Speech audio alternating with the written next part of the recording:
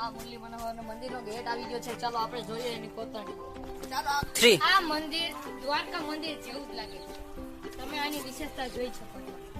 આ મંદિર ખૂબ જૂના વર્ષનું અને અહીં તમે જોઈ શકો છો ઉતાવળી નદી અને સુકેડીની નદી બંનેનું સંગમ અહીં જ દેખાય છે. અને અહીંયા એક મોટી દિવાલ છે જે જૂના વર્ષોએ બનાવેલામાં આવી હતી. ચાલો આપણે અંદર જુઓ કેવું સરસ મંદિર છે. જો આ મંદિરનું નામ આ મંદિર ઉપર જો શ્રી રેવનાથ. આ મંદિરનું નામ છે શ્રી રેવનાથ.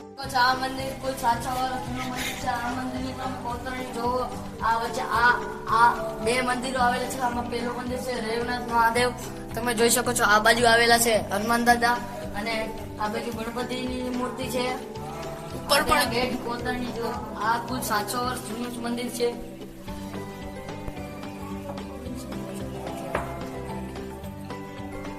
તમે જોઈ શકો છો આ મંદિરનું લુક કેવું છે અને કોતરણી જુઓ, તેની કોતરણી કેવી છે. આ તેની બધી આ બધી કોતરણી જોઈ શકો છો તમે. આ તેની મૂર્તિ છે. જુઓ કેવું ઊંચું, બહુ ઊંચું મંદિર છે આવડું. આ બહુ હેરિટેજ નું એક મુખ્ય સ્થળ ગણાય છે. આ તેની મૂર્તિઓ જો 700 વર્ષથી પણ આ મંદિર આમ નામ ઉભું છે, એમ નામ અડક ઉભું છે, તો પણ તેને જરાક ખરોચ પણ નથી આવી. જો તમે ક્યારેય સુખડી આવો તો આ મુરલી મનોહર મંદિરને જોવાનું ચૂકશો નહીં.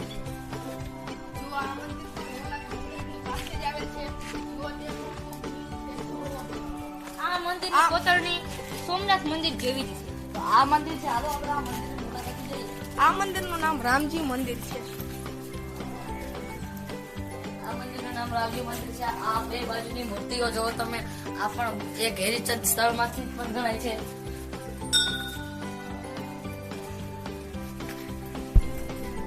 ઉપરનો તમે જોઈ શકો છો. ઉપરમાં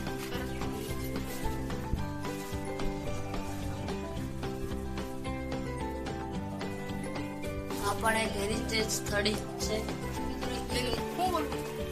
જુઓ અહીંથી કેવું સરસ વ્યૂ આવી રહ્યું છે. જુઓ સામે પણ એક મંદિર છે. અહીં નીચે પણ એક મંદિર છે. આ શીતળા માતાજીનું મંદિર છે. આ પણ 3 મંદિરોમાંથી એક મંદિર ગણાય છે.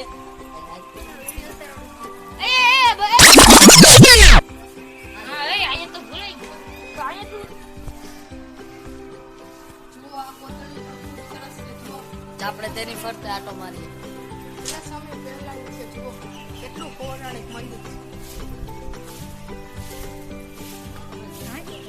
કેવું સરસ મજાનું મંદિર.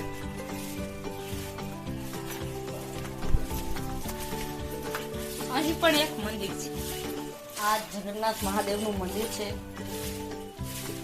અને કોતરણી બહુ જ હેરિટેજ છે. જો કેવું સરસ મંદિર છે.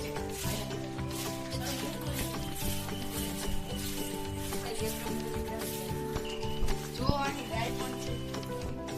આ મંદિર ખૂબ જૂનું છે. તમે જોઈ શકો છો આની કોતરણી. આ જૂના શિલ્પકારોએ બનાવી છે. આમાં તમે કેટલી બધી મૂર્તિઓ જોઈ શકો છો. સ્ટોપ.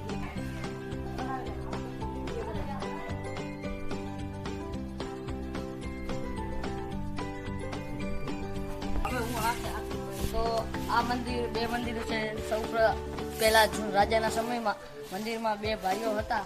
2 ભાઈઓની વચ્ચે પડદો રાખીને રાજાએ કહ્યું હતું કે તમે 2 નોખું મંદિર બનાવો. રાખવામાં આવ્યો હતો. 2 ભાઈઓ પોતાનું કામ ચાલુ કર્યું હતું. પછી જ્યારે પડદો હટાવવામાં આવ્યો ત્યારે રાજાને પણ આશ્ચર્ય લાગ્યું કે બંને ભાઈઓ એક સરખું જ મંદિર બનાવ્યું હતું.